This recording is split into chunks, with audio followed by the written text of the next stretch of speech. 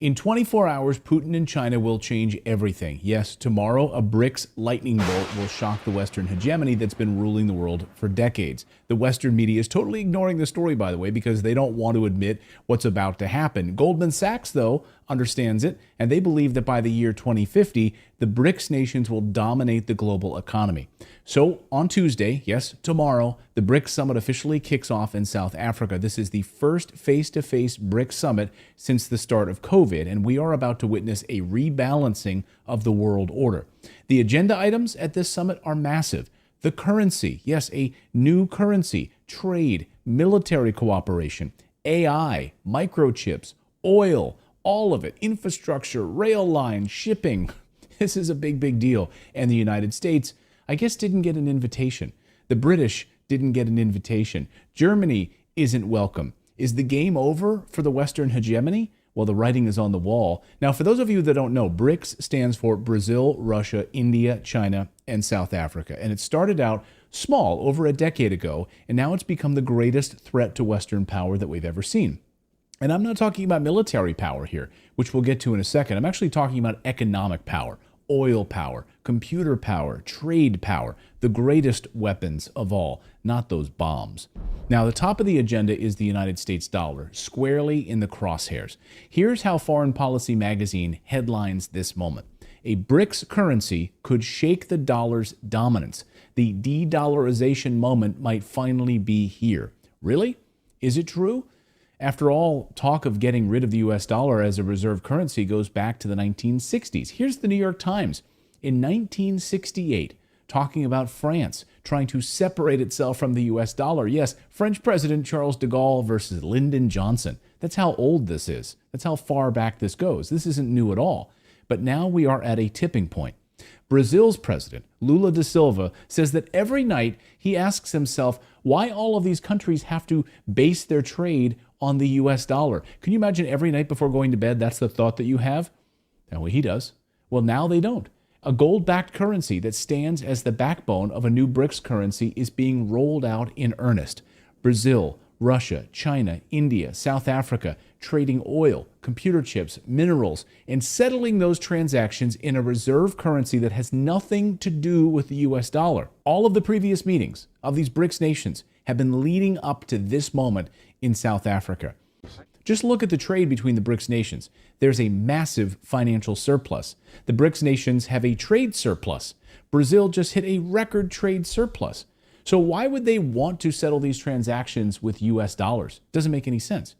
Meanwhile, Europe's trade deficit has hit a new record, nearly $500 billion trade deficit. Which side would you rather be on? Of course, this isn't happening overnight, and there are big impediments to a BRICS currency. The biggest issue right now is that if Russia wants to import things from other countries that are not named China, they'll likely have to settle it in US dollars if they want to import those items. But what if more countries want to join BRICS and ditch the US dollar? Then there's safety in numbers, and the number of people you're doing imports from are part of your BRICS conglomerate. In fact, other countries are noticing and beginning to join. At this summit, Russia and China are expected to approve the new applications of a bunch of new countries into BRICS. Algeria, Bahrain, Egypt, Iran, Saudi Arabia, the United Arab Emirates, just to name a few. They've all submitted requests for membership to be a part of BRICS. And the Turkish government has expressed an interest in joining the group. Those are just a few of the names. But wrap your heads around this one. More than 40 other countries are now vying to join BRICS. 40. BRICS now accounts for 31% of global GDP. And just a few months ago, they overtook the United States and the G7 nations for GDP dominance. Goldman Sachs, once again, won't have to wait until 2050. It's already happening. Beyond a gold-backed currency and moving away from the US dollar, one of the biggest stories of this summit in South Africa is AI. Generative AI. It's one of their top agenda items. They're holding many meetings on AI this week in South Africa. BRICS wants to dominate AI. And who do you think will be the leader of the AI revolution? China. China announced that it wants to become the global leader in AI by the year 2030. They made this very public pronouncement. And I don't know if you know anything about China, but they are a communist country. And when a communist country makes a public pledge like this, It's all about prestige. So they must make it happen to save face. Yeah, there's no, we missed our target. They have to make it happen. Surprisingly, this was already well known in Washington, D.C., at the Pentagon, in fact. A major threat to America, China becoming the dominant player in AI. In fact, an Air Force cybersecurity whistleblower warned the Pentagon 2 years ago, said that we must make AI a priority or China will crush us. Here he is. His name is Nicholas Chalin. He warned everyone. No one listened to him. He saw what was happening, and because no one paid attention, he quit in protest. He quit because he thought it was impossible for the United States to compete with China on AI. In this article, he says, quote, "We have no competing fighting chance against China in 15 to 20 years. Right now, it's already a done deal. It's already over, in my opinion," he said. Chalin went on to say that the AI capabilities and cyber defenses of some government departments were at the kindergarten level, he said. Kindergarten. He recently said that China has kids as young as 7 years old starting on learning AI and machine learning. 7 years old. He says the United States doesn't stand a chance unless it doesn't get its act together. Let me repeat what he just said. Whoever leads in AI will rule the planet, he said. The BRICS nations, getting rid of the US dollar as a reserve currency, build a new trade and military security and infrastructure alliance, and dominating world's AI. Europe and the United States are shaking in their boots, and they should be. This week in South Africa is going to be a game changer, and we'll be watching it very closely here on this show.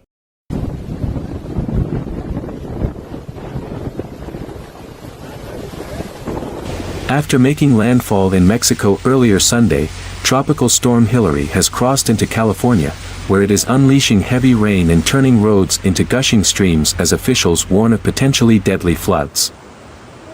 We are not used to this level of precipitation, generally. Certainly not in the middle of summer, San Diego Mayor Todd Gloria told local media Jim Acosta Sunday afternoon, saying he was worried about potential power outages from the wind as well as flooding. "We're not built for this kind of rainfall." Authorities across Southern California pleaded with residents not to drive, warning of mudslides, road deterioration and dangerous debris flows and flooding, as some communities declared emergencies to respond to the storm. One California official has warned Hilary could be among the most devastating storms to hit the state in recent years. The National Weather Service said parts of Los Angeles and Ventura counties were already experiencing dangerous flooding Sunday evening, writing on social media, "This is life-threatening flooding." Cars were getting stuck in floodwaters and local authorities were conducting rescues, the service said. Hilary's core, in other words, its center, crossed into Southern California Sunday evening, but the state began feeling the storm's effects much earlier in the day and rain totals have added up. Parts of Palm Springs saw more than 2 inches of water in just 6 hours Sunday, nearly half of what they average over an entire year, the Weather Service said. And with the day not yet over, there were multiple other rainfall records broken Sunday, including in downtown Los Angeles, Burbank and Palmdale. In Palm Springs, the city manager declared a local emergency due to unprecedented rainfall and flooding, with city officials saying there had already been one swift water rescue by Sunday afternoon. Though the storm is expected to weaken, it will continue lashing the region with severe weather as it moves further into the U.S. In Arizona, authorities issued evacuation orders in parts of Lake Mead National Park urging residents to seek higher ground ahead of potential floods. And Nevada's governor declared a state of emergency Sunday as the storm drew closer. More than 1,000 flights within, into, or out of the U.S. have been canceled Sunday and more than 4,900 have been delayed. You okay? The 3 most impacted airports are all in Hilary's range: Harry Reid International Airport in Nevada, San Diego International Airport and Phoenix Sky Harbor International Airport, according to FlightAware.com. And as Hilary triggered flood warnings across Los Angeles, a magnitude 5.1 earthquake shook the area and other parts of Southern California Sunday afternoon, according to the United States Geological Survey.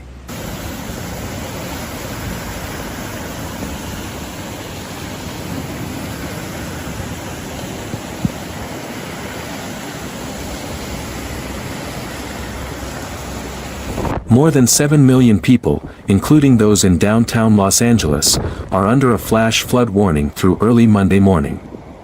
Parts of Los Angeles and Ventura counties could see up to 1.5 inches of rain dumped per hour, the National Weather Service has said. Schools in the San Diego Unified School District announced they would be postponing the first day of the school year to Tuesday. The Los Angeles Unified District, the country's second largest school district, also said schools would be closed Monday. Hilary weakened from a Category 1 hurricane to a tropical storm before it made landfall over the northern Baja California peninsula early Sunday. At least one death is already attributed to the storm. A person died when their vehicle was swept away near Santa Rosalia in Mexico, along the Baja California peninsula, Mexican officials said in a news release Saturday. California Governor Gavin Newsom proclaimed a state of emergency Saturday for a large swath of Southern California to support hurricane response and recovery efforts. In a Saturday news conference, Nancy Ward, director of the California Governor's Office of Emergency Services, warned Hilary could be one of the most devastating storms that we've had hit California in more than a decade. Parts of California, Nevada, and Arizona that are unaccustomed to rain could suddenly receive a year's worth or more. And along the coast, large swells generated by Hilary are likely to create life-threatening surf and rip current conditions. Death Valley saw triple its average August rainfall in just a few hours Sunday morning. Nearly a month's worth of rain fell in 1 hour on Sunday. It normally receives an average of 0.21 inches of rain the entire month of August, but the Furnace Creek observation site reported 0.63 inches since Sunday morning. Roads within Death Valley National Park were expected to eventually become impassable, the park said on Instagram, sharing photos that showed floodwaters flowing over roads.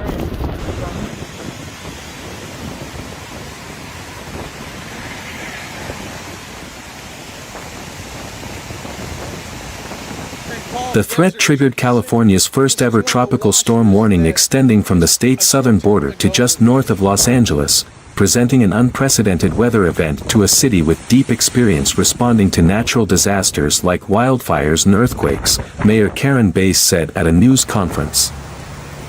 It is critical that Angelenos stay safe and stay home unless otherwise directed by safety officials, Bass said. If you do not need to be on the road, please don't get in your car. Make sure your emergency kit and essential devices are on hand. And ensure that all of your devices are charged in the event of life-threatening emergency.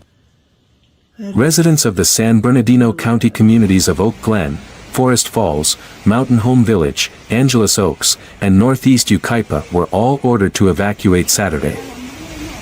Visitors and some residents of Catalina Island, part of California's Channel Islands, were strongly encouraged to leave the island ahead of the storm in a news release from the city of Avalon. Meanwhile, helicopters from the Los Angeles County Sheriff's Office were flying over riverbed areas Saturday afternoon, making announcements in both English and Spanish to warn homeless people about the extreme weather. Los Angeles opened 3 more emergency shelters Sunday and provided transportation to help get more people to safety before the storm, bringing the total number of emergency shelters open to 8. California has been particularly focused on preparing residents in areas that typically receive the least rain, or that were most recently scorched by wildfires, authorities said. We're keeping a very close eye on our desert regions, east of San Diego and Los Angeles. Some parts of these areas may receive double their yearly amount of water in just a single day, said Brian Ferguson, the Deputy Director of the California Governor's Office of Emergency Services. Lingering burn scars from wildfires can create a steep, slick surface for water and debris to flow off. People who live downhill and downstream from burned areas are very susceptible to flash flooding and debris flows. Rainfall that would normally be absorbed will run off extremely quickly after a wildfire, as burned soil can be as water repellent as pavement, the National Weather Service said. In Orange County, a voluntary evacuation warning was issued for Silverado Canyon and Williams Canyon in the Bond Fire burn area due to possible debris flows along or near the burned scar.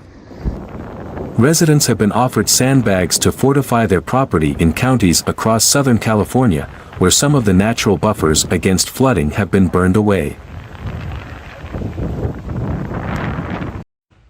Well, U.S. corn farmers are urging Congress to stop what they say could be a looming catastrophe. It all stems from a new proposal in Mexico banning U.S. imports of genetically modified corn.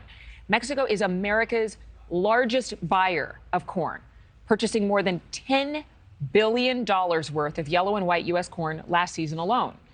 A ban would cause a nearly $74 billion blow to the U.S. economy over the next decade, along with approximately 32,000 jobs.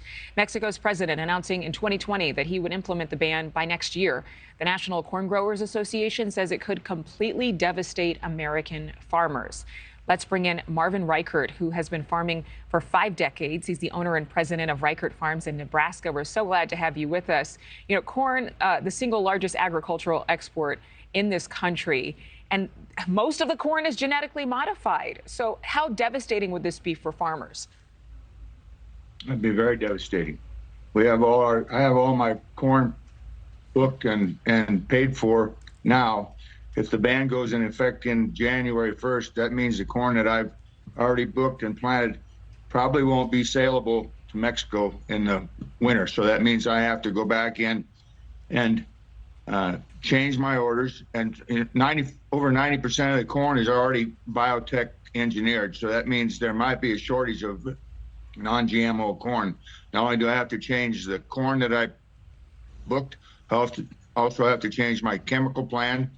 Results in thousands of dollars of chemicals that I don't want to use. I was poisoned several years ago by an organophosphate insecticide, so we went away from insecticides. If we have to go to non-GMO, that means the insecticides come back, as well as different chemicals that we put on our corn. You know, I researched this because, I mean, for a long time we've been hearing that corn isn't healthy, GMO corn isn't healthy. So I found out, and you know this very well, that the reason why this biotech corn is popular is because it's bioengineered to resist insects so that pesticides don't have to be used. Is that right?